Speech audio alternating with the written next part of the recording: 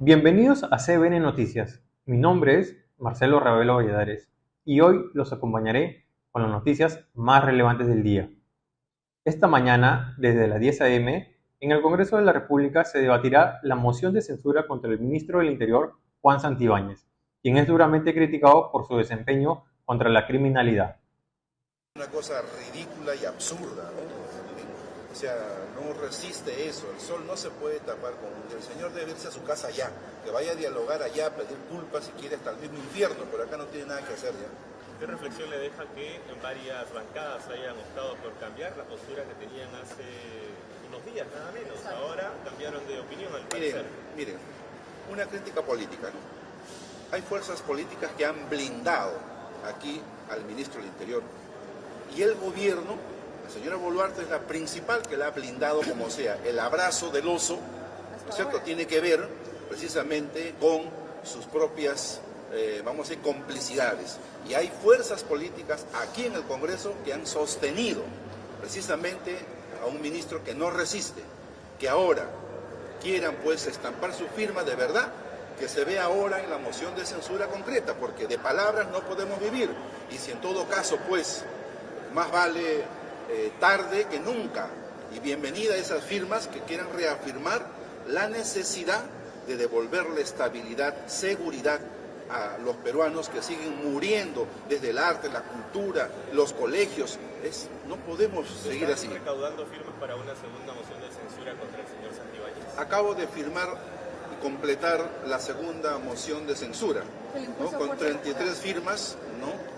Usted va a saber. No estoy autorizado a decirlo, acabo de suscribir la segunda moción ya que cumple las 33 firmas y los van a presentar en breves segundos. ¿Y dos en paralelo proceden, congresista? Podrían haber dos o tres, no hay problema. El tema es ahora lo clave, no solo administrativo, que es el requisito, ahora en el pleno del Congreso, ¿no? En el pleno se va a saber realmente quién es quién, si apoyan de verdad la lucha contra la inseguridad mandando a su casa a este señor inepto o van a seguir blindando. ¿Quieren sacar adelante también una interpelación para el señor primer ministro, señora Dorense? Mire, usted sabe mi postura y la digo siempre abierta de manera seria, pero con mucha convicción, ¿no? Para mí el gobierno no da la talla. Este periodo es de los periodos más complicados de la historia política.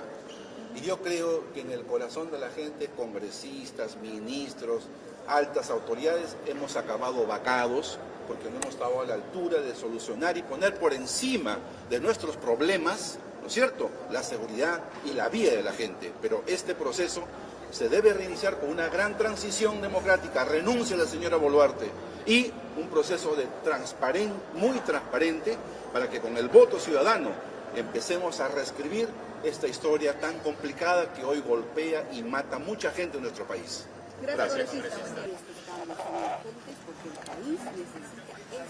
Juan José Santibáñez señaló que no quiere renunciar, no va a renunciar al cargo. Nosotros recibiremos en el Congreso porque somos parlamentarios que necesitamos resultados frente a esta situación crítica que está viviendo el país.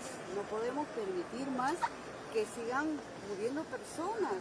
La presidenta habla de pena de muerte ahora. ¿Cree que es una distracción en medio de este escenario? Lo primero que debe hacer es retirarse de la Corte Interamericana de Derechos Humanos para poder mencionar ello. Porque a veces solo distraemos, porque no hay decisiones asertivas para contrarrestar la inseguridad ciudadana. Sinceramente yo, mis condolencias a toda la familia. Esto no solamente es por él, sino por todas las personas que han fallecido durante estos meses, que ni siquiera hay una acción contundente para poder luchar contra aquello que está pasando en el país, y también no hay decisiones políticas donde se tenga que contrarrestar. Hay estado de emergencia, ayer han declarado esta emergencia. ¿Funcionó? ¿Cree que va a funcionar? No esperemos por ese aspecto, pero sin embargo no se debió esperar tanto tiempo, estamos desde hace meses. ¿Los estados de emergencia funcionan para usted? Mire, yo siempre lo he dicho, a veces declaramos el estado de emergencia en papeles, pero necesitamos que el servicio de inteligencia y todos los entes se articulen y trabajen coordinadamente para luchar contra esto, porque declarar en emergencia un lugar y otro lugar continúa sin haber resultados. Esto no solamente se dice. Muchas gracias, ya hay prácticamente 2 mociones de censura que están ya en curso contra Juan José Santibáñez. Avanza País apoyó con algunas firmas. Ahora en este escenario van a apoyar en la moción de censura. Yo creo que en estos momentos el ministro del Interior ha llegado a un límite. Lo hicimos conocer nosotros ayer en un comunicado y pensamos en primera instancia que la señora presidenta debe tomar una decisión al respecto y retirarlo del cargo. No ha querido, por lo que veo, entonces y él tampoco no quiere renunciar, entonces lo que viene ahora es que ya se han completado las firmas, entre esa moción al Pleno se debata y yo creo que el destino del ministro va a ser la censura. Avanza País. Yo creo que vamos por eso. Me falta preguntar unos 2 congresistas o 3, pero vamos por eso. Sí, la mayoría por eso. ¿Por qué recién apoyar en bloque la moción de censura? No, ya la habíamos apoyado. Sí, ¿En bloque? Porque había unos 3. En bloque no, pero sí la habíamos apoyado. Y ahora piensan apoyarla en bloque. Sí. ¿Por qué ese cambio de postura? Tenía que pasar esto para... O sea, el asunto de que no hayan estado las firmas no significa que hubiera sucedido durante el Pleno. Pero yo pienso que los congresistas de modo general están de acuerdo con que el ministro debe renunciar o la presidenta debe cesarlo. De lo contrario debe ser censurado. El estado de emergencia, las acciones que está aplicando nuevamente el Ejecutivo, estado de emergencia, nuevamente reuniones, ¿son las pertinentes, congresista? En algún momento se hablaba de un estado de excepción que lo mencionó José Cueto y que sean las Fuerzas Armadas quienes tengan el manejo. Bueno, yo creo que los estados de excepción no están solucionando el problema. Este es un asunto de la policía, donde las Fuerzas Armadas pueden coadyuvar, pero conforme a lo que tiene como misión. Algunos lugares que puede resguardar. Pero es un asunto de la policía tiene que trabajar en eso, hacer inteligencia, hacer investigación y actuar prontamente. ¿Cree que el Ejecutivo está tomando esta medida de anuncio de estado de emergencia solamente para dar algún tipo de responsabilidad? Yo creo que los anuncios de estado de emergencia como pena de muerte son cosas que no nos van a sacar del aprieto. Primero porque tienen un tiempo de duración. En segundo lugar, el estado de emergencia, pero para actuar cómo, en dónde, que los militares no pueden estar persiguiendo delincuentes. La pena de muerte es algo que demora, falta todavía tratarse, entonces eso no va a solucionar. Probablemente sea, como ustedes dicen, es solamente, y además de que tiene que pasar por la corte, un anuncio que pretende calmar a las personas, pero creo que las acciones van... ¿No? Porque no es real que se pueda concretar ahora. Yo creo que una pena de muerte, además de que tiene que pasar por varias opiniones y por filtros, esto va a demorar. Va a demorar y probablemente, y yo creo que más que imposible, probablemente sean solamente mensajes. Viene bien. Ya el programa de su bancada. ¿Van a votar en bloque? Porque, por ejemplo, la congresista Ambrosio en un principio señaló que sí se sumaba a la firma de la moción de censura contra Santibáñez, pero luego no lo hizo. O sea, para darle seriedad a este asunto. Luego de los hechos que se han dado el día de ayer, y la situación sigue siendo muy complicada desde el punto de vista para la seguridad nacional, es que las cosas van llegando a sus límites. Esto sucedió entre ayer y anteayer.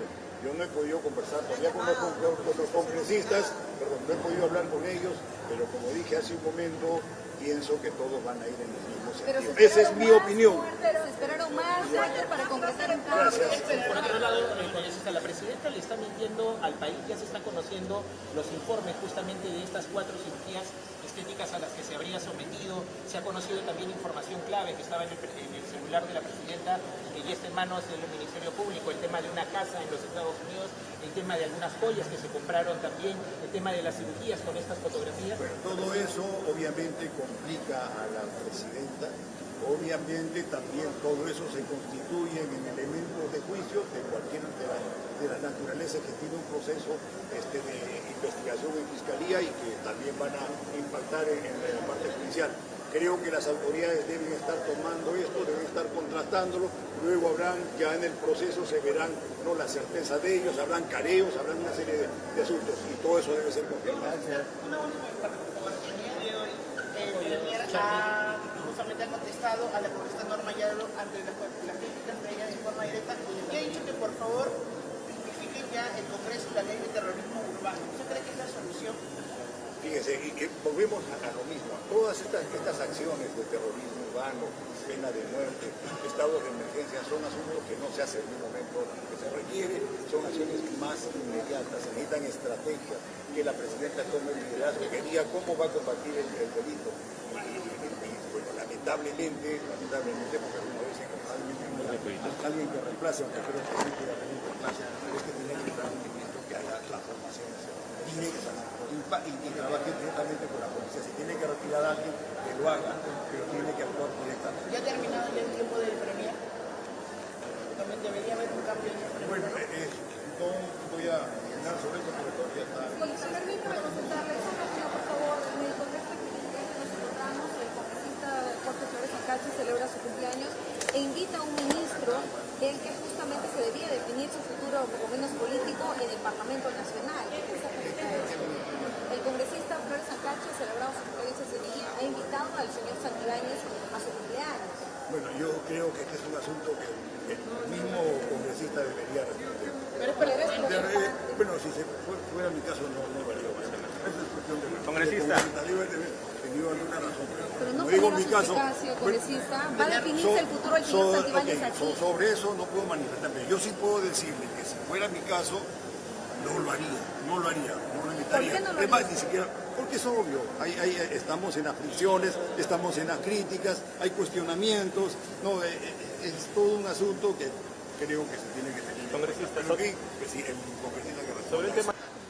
Mire, yo creo que lo que necesitamos es un ministro del Interior.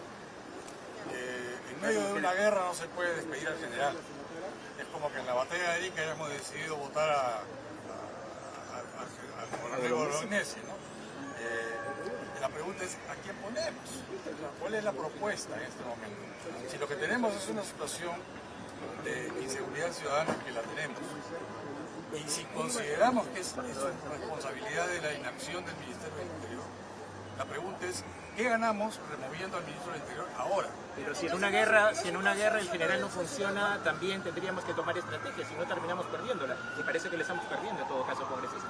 De acuerdo, si en una guerra general no funciona, mejor le metemos un balazo al general y ponemos al coronel que estaba.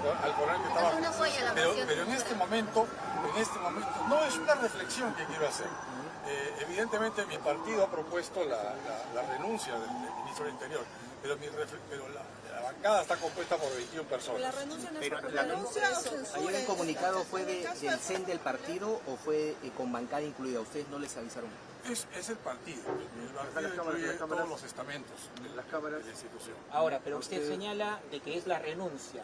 Y en No, todo caso... no, el comunicado también, disculpe la interrupción, el comunicado también incluye, en el caso de que no hubiera renuncia, se promoverá una moción. Pero ya por lo ¿Cuánto tiempo menos... habría que darle en todo caso para ver si renuncian o no al ministro Santibáñez? Porque ayer ha dicho el ministro de Educación que no hay intención, se ha hablado en el consejo de ayer, una posibilidad de renuncia.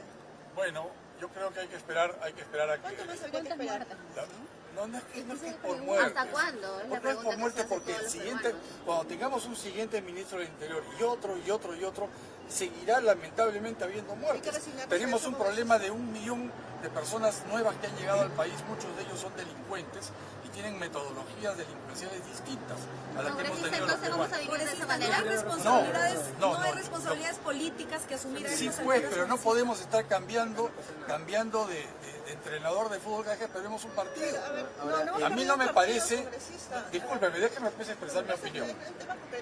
¿Quieren debatir conmigo? No es un debate, son preguntas concretas. En esta semana no solamente se trata de la muerte de este cantante, en esta semana también han atentado contra un restaurante campestre. No, y pueden atentar contra mí mañana y contra pasado mañana otra persona, pero eso no es razón para en este momento cambiar a una autoridad que nosotros suponemos es la responsable. Mucho en base a este comunicado, congresista, se puede entender que... Yo creo que lo que necesitamos es no tener 14 ministros del Interior en 7 años. Eso no se puede hacer. Señor Sanabria, ¿cómo lo ve el comandante general Sanabria? No, yo pienso, yo no soy un especialista en seguridad, yo soy un ciudadano como ustedes en ese sentido. Hay algunos Lo que da la impresión el Congreso, congresista, es que ha tenido que morir este cantante para que comiencen a llover las censuras. No, las censuras son posiciones políticas, lamentablemente son posiciones politiqueras de muchos partidos. Pero en todo tengo caso, que decir. ¿hay alguna intención de dilatar? De todos los ¿Hay partidos. alguna intención de dilatar justamente los procedimientos? Porque una cosa es la moción de censura que ya están presentando, por lo menos hay una segunda que podría entrar en las próximas horas. Pero cuando ustedes anuncian una moción de censura o renuncian, no se quieren acoplar a la izquierda. No, porque las mociones de censura presentadas por otros congresistas, especialmente los de la izquierda moderada, vamos a decir, sí pues, esas tienen una serie de motivaciones con las que no estamos de acuerdo. ¿Cuáles son esas motivaciones? ¿Cuáles son sus motivaciones entonces? Una tercera censura. Deberíamos impulsar una tercera censura, pero con razones específicas. Por ejemplo, estas muertes, ausencia de controles. Se ha hecho cosas, pero no se ha hecho lo suficiente. La pregunta es, ¿solucionamos esto cambiando de ministro del Interior hoy? ¿O por qué mejor no hacemos un concurso público y vemos qué persona, qué peruano puede tomar el Ministerio del Interior y prometerlo? La Presidenta de la República, Dina Boluarte, aseguró que tiene confianza en el Congreso a poco de lo que será la moción de censura contra Juan José Santibáñez. Mañana en el Congreso, en que imperará la prudencia y no el cálculo político. No hay que caer en el juego de esas fuerzas oscuras que quieren ver caer no solo a un ministro que está haciendo bien su trabajo, sino también a nuestro gobierno. Esas fuerzas que quieren caos y el desgobierno. Y por ello, mañana, que también están anunciando por ahí otra marcha provocada y convocada por este sector que ha perdido el poder. Y lo voy a decir sin temor, a quienes se les denomina los caviares, hermanas y hermanos. Si mañana van a salir a marchar y en un Estado de derecho democrático con una Constitución, es correcto. Pero no vayan a cometer actos vandálicos, que eso sí ya no es un derecho. La congresista Marta Moyano se refirió a la censura contra el ministro del Interior, Juan José Santibáñez, e indicó que hay mociones a las que no se adherirá. Una censura. Nuestra posición es una censura. Lo que ocurre hoy día no lo sé, porque no soy pitoniza. Pero lo que ocurre hoy día no lo sé, pero la posición ustedes ya la han escuchado. Encima hemos sacado un comunicado. Los tienen el derecho, según la norma, de venir en el momento que deseen un pleno, y no hay problema. Pero la Junta de Portavoces decidió invitarlo, así que va a venir. Fuerza Popular respalda. Es una decisión que va a tomar siempre, la decisión la anuncia nuestro vocero, ¿ya? Obviamente que hay mociones de las que nosotros no nos plegamos porque no tiene nada que ver con temas políticos, pero sí tiene que ser de índole censurado. Político. Sí, en eso nosotros no vamos, ¿ya?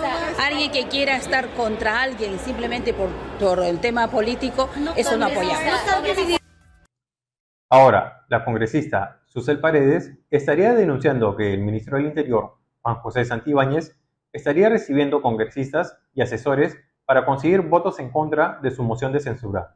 Casi 2 horas, que es terrible, está ahí encerrado recibiendo congresistas y asesores. Yo creo que él está buscando votos para que no lo censuren. ¿Por qué no respeta? ¿Por qué no se va a trabajar a su despacho? ¿Qué hace aquí en el Congreso? Él ya ha dicho que ha renunciado a su estudio porque quiere hacer política. Bueno, que venga a trabajar al Congreso cuando postule y lo elijan, pues. Pero ahora, ¿cómo es posible que se siga quedando? 2 horas ya. ¿Usted ha podido apreciar congresistas de qué agrupaciones políticas o asesores de qué agrupaciones están reunidos? Y yo he estado ahí un rato, pero ya tenía que volver al pleno, entonces están ahí encerrados. Me dicen que entran y salen, pero no tengo ningún nombre. Lo que he mandado la foto es para que quede constancia que está ahí Santibáñez tratando de salvar su vida. Tratando de negociarse de repente que ninguna de las censuras pueda proceder el día de mañana. Claro, eso es lo que quiere, salvarse el pellejo. Pero que el pueblo sepa que está aquí en vez de estar en su oficina trabajando como ministro. Aldo Hermano ha dicho que hay una especie de cuarto de guerra en estos momentos, donde se vienen negociando. Sí, yo estoy de acuerdo con lo que dice Málaga en esta ocasión. esta interpelación que está siendo promovida con el congresista Málaga también? Ya la firmé, claro que sí, y estoy preparando una vacancia contra Dina Boluarte, porque que Santibáñez esté aquí, que Adriancén esté aquí, todo es culpa de la mentirosa de Dina Boluarte, mentirosa y vanidosa. El expresidente del Perú, Pedro Castillo, regresó el expresidente del Perú, Pedro Castillo, regresó este 20 de marzo a la 7ª audiencia por el caso de intento de golpe de Estado. Una vez más rechazo este juicio. Buenos días, identifíquese por favor. Estoy rechazando este juicio, doctor. Identifíquese por favor. Estoy rechazando este juicio. ¿No desea identificarse? Estoy rechazándolo. Bien. Dejamos constancia de ello. Se dispone, como se ha venido realizando, que los médicos legistas practiquen el examen al señor y oportunamente nos den cuenta sobre los resultados. Bien, hay un ambiente contigo donde pueden realizarlo. O sea que puede permanecer un promedio de 2 horas, ¿no? Él tiene antecedentes de hernias lumbares, discales, ¿no? Que dentro de las recomendaciones para cualquier patología, no solo lumbar, sino osteomuscular, son las pausas activas. No es estar cierto tiempo, aproximadamente 2 horas en promedio sentados, luego tener una pausa activa de unos 5 o 10 minutos y posteriormente otra vuelta a regresar a la postura habitual. El colegiado, advirtiendo ello, y va a llevar a cabo la audiencia y aproximadamente como a las 11 se va a hacer una pausa activa como han recomendado los médicos. Cuando se abren las puertas del Salón Grau, sí, yo ingreso y me encuentro con una escena en la que encuentro un camarógrafo de televisión, una reportera de televisión que estaba emprendiendo la salida, al edecán que me dijo no lo van a atender, a la mano derecha estaba el señor Aníbal Torres, el señor Bobbio, el señor Willy Huerta y la señora Bexy Chávez. Al frente en el despacho presidencial estaba el señor Pedro Castillo. Me acerco y le digo lo que consideré en ese momento, como siempre me expresé con él con absoluta franqueza, lo que en ese momento yo pude, digamos, descifrar, y le dije, usted ha leído un delito. Y la respuesta de él fue, no tenía los votos. La Presidenta de la República tildó de caviares a los impulsadores de la marcha contra la inseguridad. Además, instó a la población a marchar de forma pacífica. Que también están anunciando por ahí otra marcha provocada y convocada por este sector que ha perdido el poder. Y lo voy a decir sin temor, a quienes se les denomina los caviares, hermanas y hermanos. Si mañana van a salir a marchar y en un Estado de derecho democrático con una Constitución, es correcto. Pero no vayan a cometer actos vandálicos, que eso sí ya no es un derecho. El ministro del Interior, Juan José Santibáñez, ofreció declaraciones tras la diligencia realizada en su vivienda por parte de la Fiscalía. En un primer momento que el Ministerio Público ha llegado, inmediatamente nosotros hemos aperturado nuestras puertas, han pasado a la sala, han efectuado un control de las cosas de mis hijos antes de que se vayan al colegio y en este momento están desarrollando la diligencia con total normalidad con la presencia de nuestros abogados, ¿no? Entonces, nosotros no tenemos ningún inconveniente, estamos con mi esposa brindando todas las facilidades del caso. Así que no, la diligencia se está llevando a cabo con total normalidad, ¿no? ¿En qué caso es, ministro? ¿Por a qué se debe esa diligencia? ¿En qué caso específicamente? A ver, allanamiento se está ejecutando dentro de un pedido en un proceso de abuso de autoridad. No hay ningún tema de como se está informando de temas de, digamos, controversia en la prestación del servicio, temas de tráfico de influencias, no. Es en el proceso de abuso de autoridad que se está siguiendo, digamos, frente a la Fiscalía en la denuncia interpuesta por este señor Junior Izquierdo. Y como les digo, nosotros estamos prestando absolutamente todas las facilidades del caso, que creo que es lo que corresponde por nuestro lado. Y la Fiscalía también está actuando conforme a sus atribuciones, ¿no? Nosotros no tenemos ningún inconveniente con eso. Desde que ellos han llegado aquí, que ha sido exactamente a las 5:31 de la mañana, inmediatamente, sin ningún segundo que esperar, les abrimos la puerta, los hicimos pasar a la sala y esperamos a nuestros abogados a que llegaran para nosotros inmediatamente. ¿Es irregular la actuación del Ministerio Público? Miren, a mí, particularmente como abogado procesalista me llama poderosamente la atención porque, para empezar, es la primera vez que en un caso de abuso de autoridad veo un allanamiento.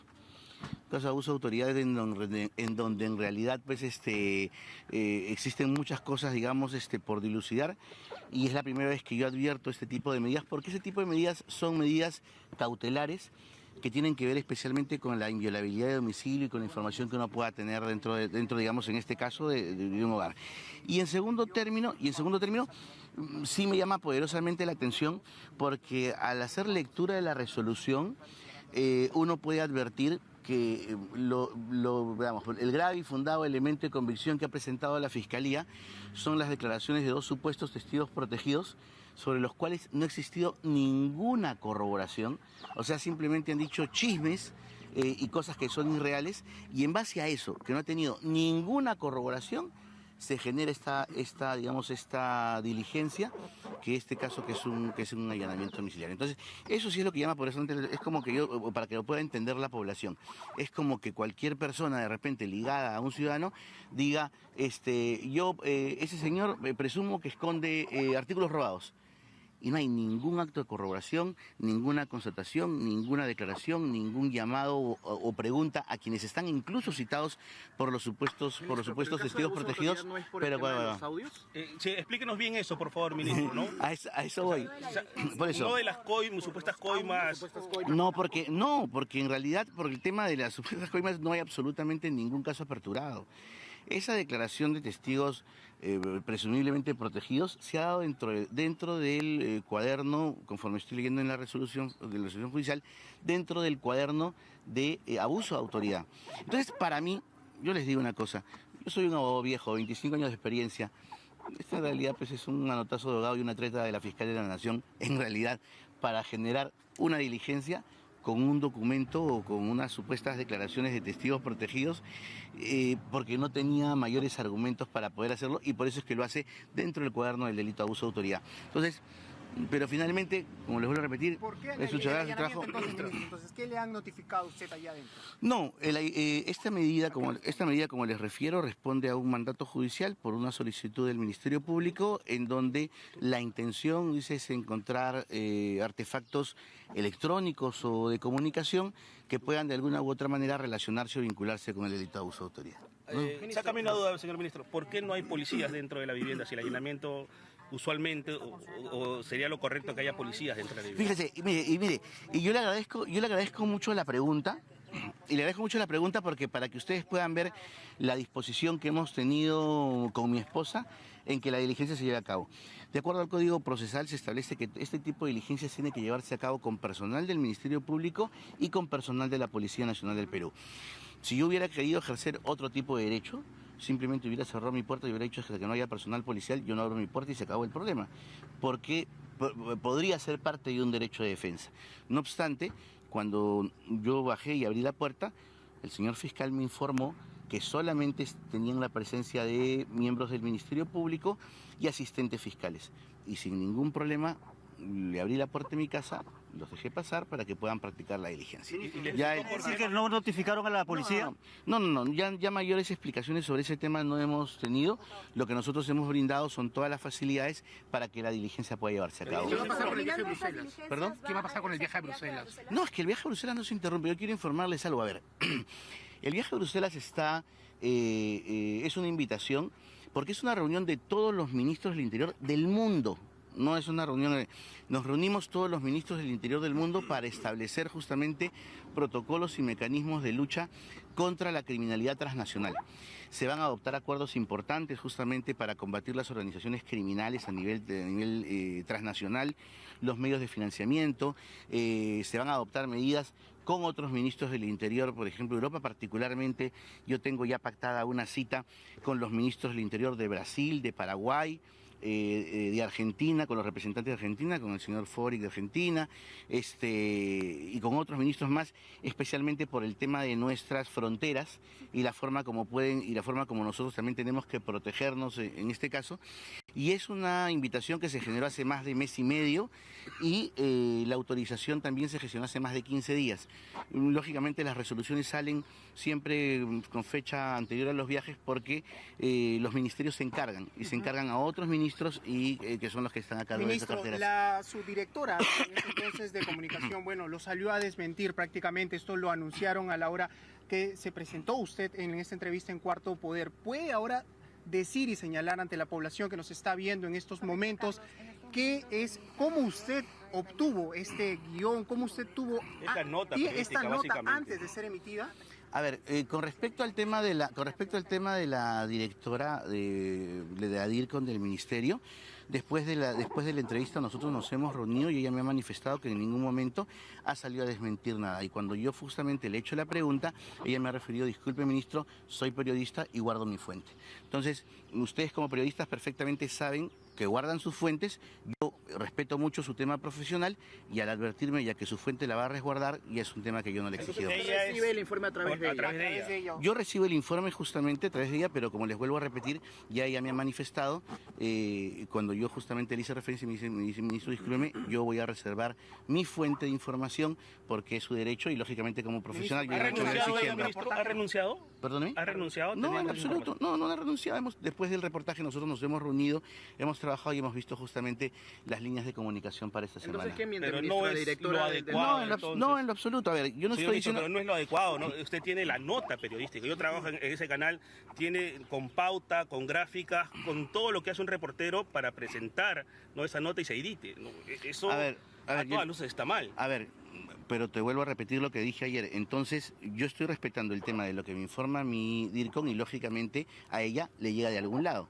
Entonces, en todo caso, yo lo que recomendaría es que tú también puedas ver tema de sus filtros en su canal o en su programa y advertir ese tema. Eso es una cuestión que yo no voy a discutir y, como les digo, ya la DIRCON me informó y yo me quedo con esta información. Ministro, entonces, para que quede claro para toda la población, ¿cuál ha sido el motivo de la presencia de agentes del Ministerio Público en su domicilio? Sí, el motivo, como les digo, el motivo de la presencia aquí y que nosotros hemos brindado absolutamente todas las facilidades desde el momento que han llegado ha sido para desarrollar una diligencia de allanamiento para la obtención de artículos electrónicos, medios electrónicos, y nosotros desde que el momento que han llegado a las 5:31 hemos brindado absolutamente todas las facilidades del caso, les hemos permitido el acceso, y además, y en este momento la diligencia se está desarrollando. Yo he venido solamente, salí un rato para poder atenderse por el caso de abuso de autoridad. Entonces he salido un rato para poder atenderlos y poder brindarles el tema. ¿En torno a qué exactamente? En torno a la denuncia formulada por el señor Junior Izquierdo, con respecto a la presunta comisión de un delito de abuso de autoridad, en cuanto lo que sostiene es que a razón de las denuncias o de los temas que había referido se habría iniciado en este caso un proceso disciplinario contra él. Con relación a la denuncia constitucional que usted iba a presentar el día de hoy contra la fiscal de la Nación, ¿cómo va esa cuestión? ¿La va a presentar el día de hoy?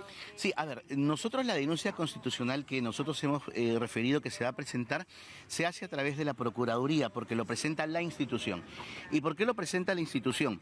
Porque nosotros estábamos trabajando en una mesa de trabajo que era la mesa multisectorial para el establecimiento de protocolos iniciales para la investigación preliminar, que de acuerdo al último marco normativo está a disposición o bajo la tutela de la Policía Nacional.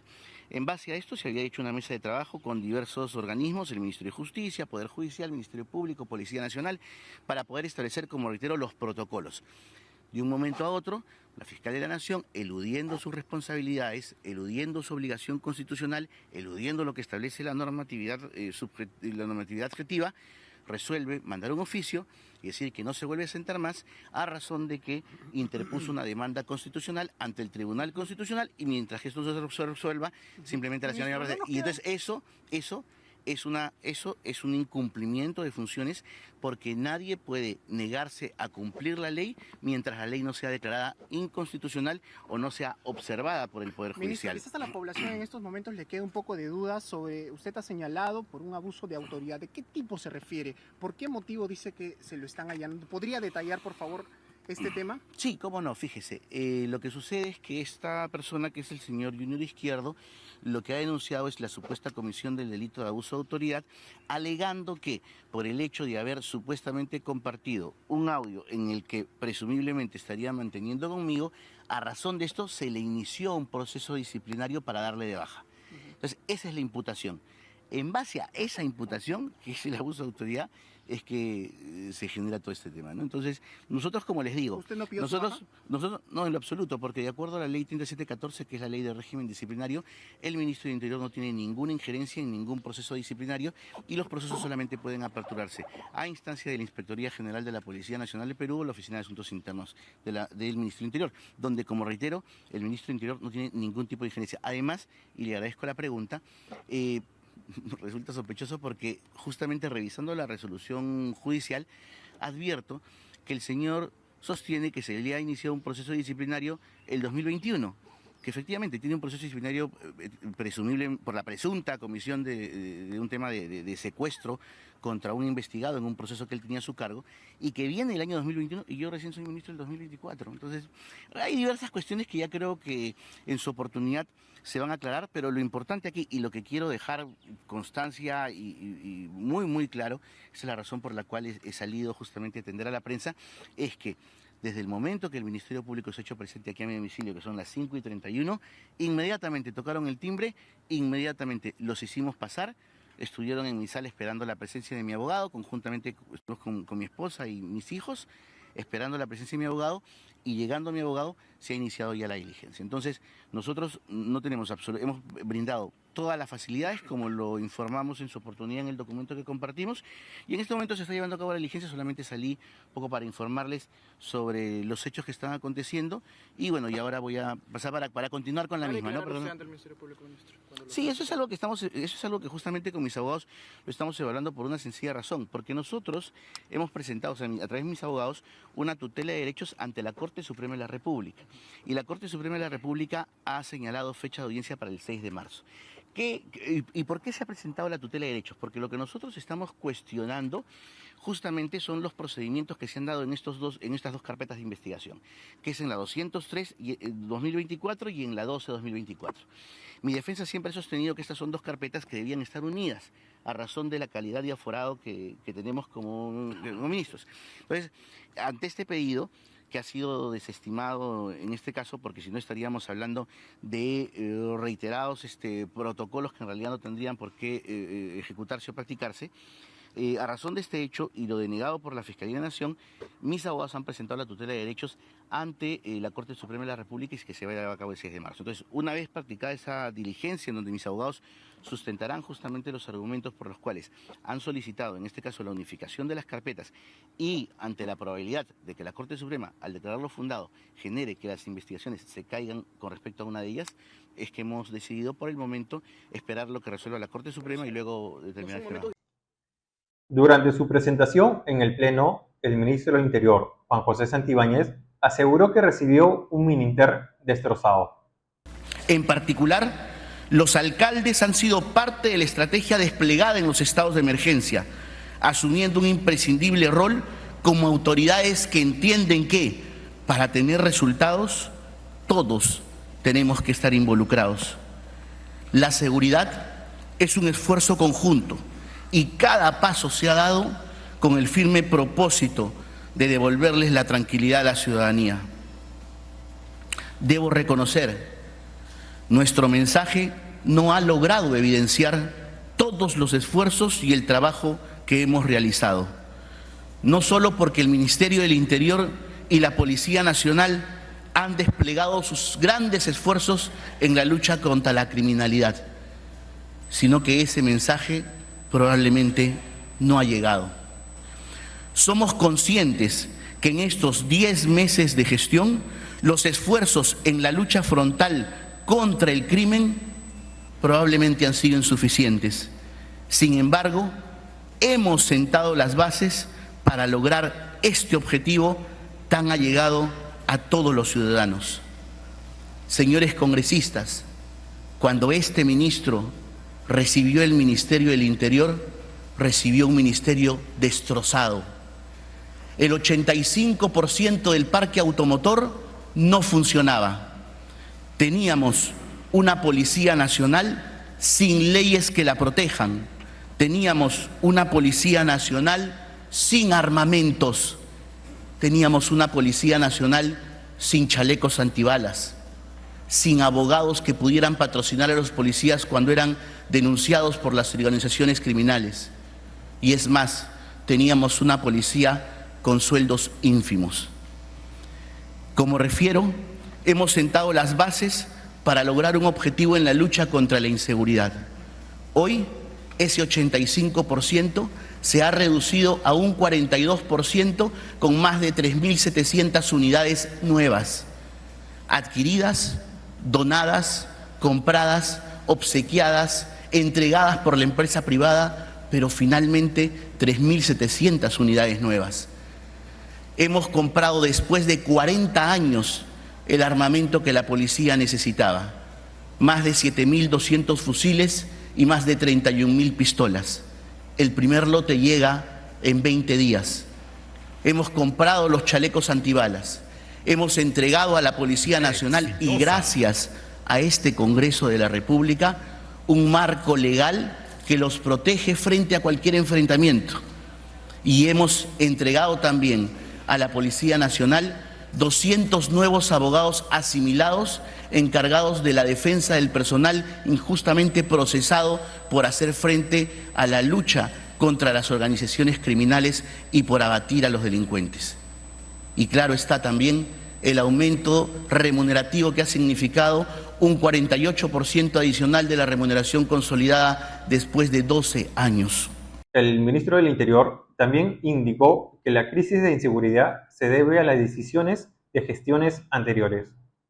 Señores congresistas, nosotros no abrimos las puertas, nosotros no permitimos los ingresos.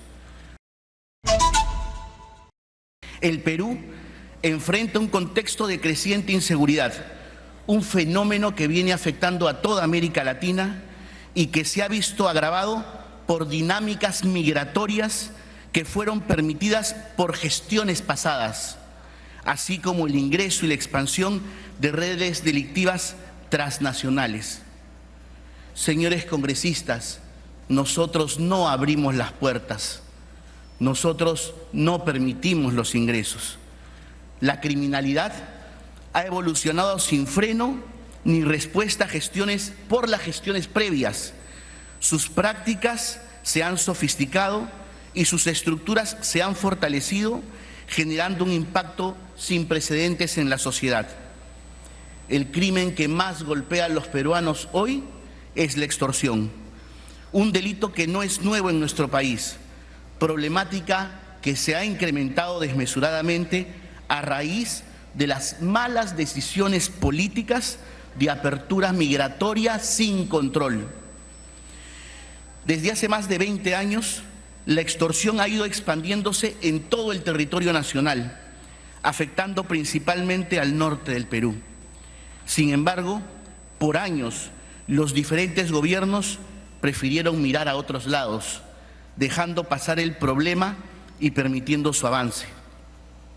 La falta de acciones firmes en su momento ha derivado lo que vivimos hoy, una criminalidad que ha encontrado en este delito un mecanismo para infundir miedo y lucrar a costa del dolor y el trabajo honesto de todos los peruanos. El delito inicialmente se concentraba en sectores específicos, pero hoy afecta a todos los niveles de la economía, desde pequeños emprendedores hasta grandes empresarios, limitando la inversión y el desarrollo. A pesar de este escenario, hemos logrado avances para hacer frente a la criminalidad que se cree impune. Ustedes, señoras y señores congresistas, lo conocen bien porque han sido partícipes de muchos de estos logros. Durante semanas de representación, por ejemplo, hemos participado juntos en operativos, hemos inaugurado comisarías, hemos entregado masivamente patrulleros y motocicletas que en algunas zonas llegaron por primera vez en su historia. Nuestro despacho nunca se ha negado a trabajar juntos y gracias a su intermedio hemos atendido a los diferentes gobernadores, alcaldes, autoridades y gremios, desde las 8 de la mañana incluso hasta las 11 de la noche. Y con esto hemos impulsado juntos proyectos de seguridad para concretar convenios y cerrar las grandes brechas que encontramos desde el inicio de la gestión. La familia de Paul Flores, conocido como el Ruso en Armonía 10, despidió al artista entre lágrimas en Piura. Nos pedimos de una persona buena, humilde, consiguió sus sueños con mucho trabajo y recorrió el Perú entero con su voz y también los continentes.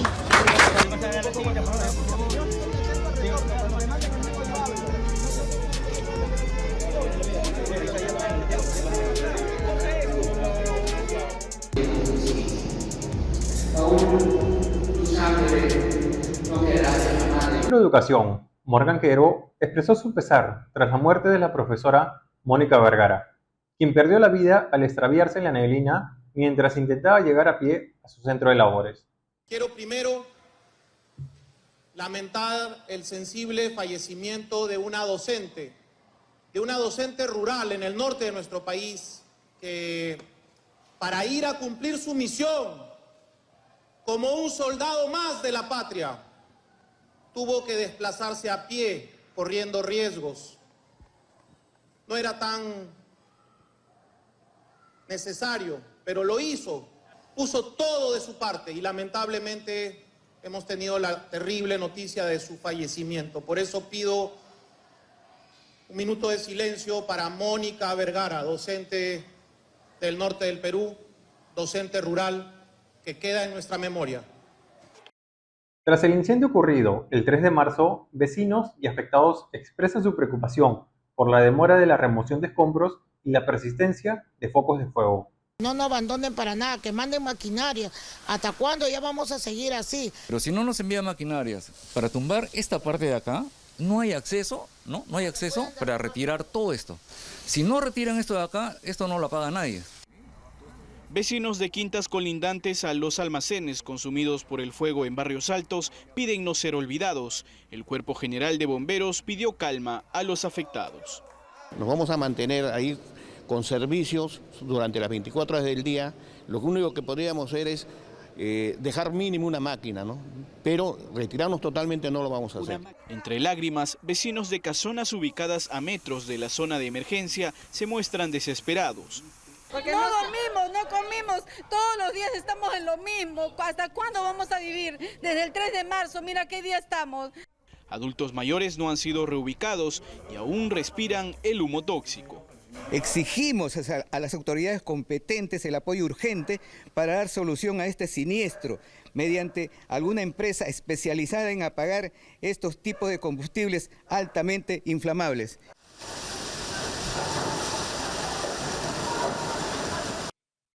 Ahora, en una noticia mucho más artística, conoceremos a Francis Flores Dávila, un increíble pintor de esculturas en 3D. ¿Cómo empezaste en el mundo de la pintura 3D? Es lo que nos interesa saber esta noche.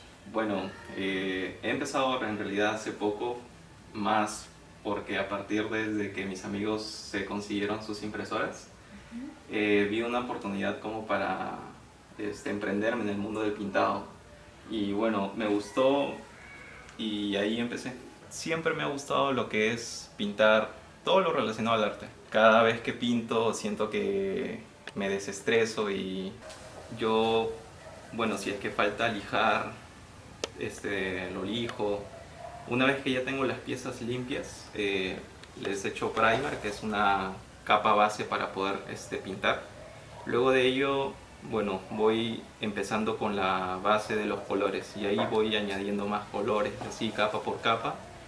Y a las finales le echo un barniz y añado más detalles si es que quiero, pero termina más con el barnizado, que es la capa final para que la pintura se quede intacta. ¿Y cuánto tiempo te demora o te toma hacer y realizar y dejarlo, como se dice, ya entregable, ¿no? Bueno, va a depender del tamaño de la figura en sí. En figuras pequeñas pueden ser 3 horas, 5 horas. Ya para proyectos más grandes ya estamos hablando de días. ¿De días? Sí. ¿Cuál ha sido tal vez el tiempo que ya llevas pues tal vez pintando, realizando ese tipo de arte, el trabajo que te ha causado mayor impresión o mayor sintonía contigo mismo? Bueno, ahora estoy pintando proyectos un poco más grandes. Justo ahora estoy pintando un Batman que mide como 50 centímetros de alto. Tiempo. Coméntanos, Francis, ¿cómo es que se realizó todo este trabajo, todo este arte? Empezó un 1 de noviembre. No, perdón, así no fue. Sí, hermano, sí. ¿Cómo fue? Ya.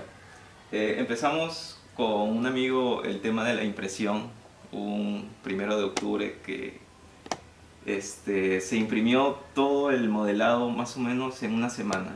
Hubieron piezas que se tuvieron que pegar y todo ese proceso solo para impresión demoró aproximadamente una semana. Después de eso se tuvo que unir todas las piezas y después ponerle la primera capa de pintura para poder absorber la pintura en sí, que es el primer, y después la pintura. Después de eso hubieron unos problemas con el tema de las uniones, porque habían imperfecciones y se tuvo que lijar. Pero al final creo que sí resultó como quise, porque fue para un regalo para mi enamorada.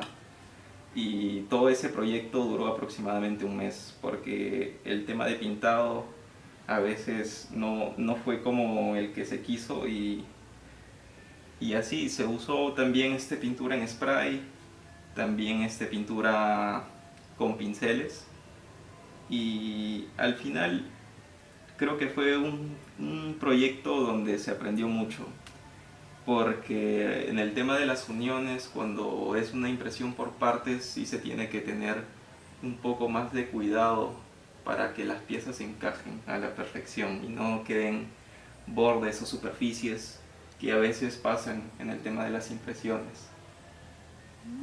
Sí, lo vemos, ¿no? Lo estamos observando.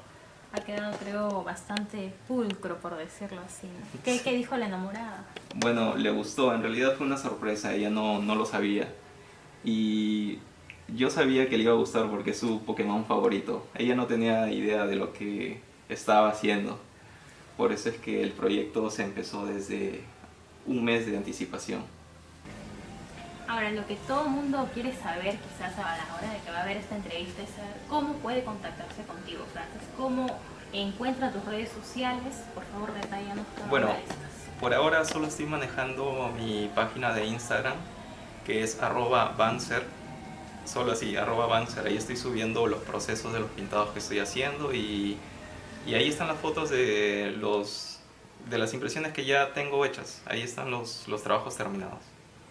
Y en otros ámbitos deportivos, la selección peruana de fútbol derrotó 3-1 a Bolivia por la fecha 13 de las eliminatorias de la Copa del Mundo.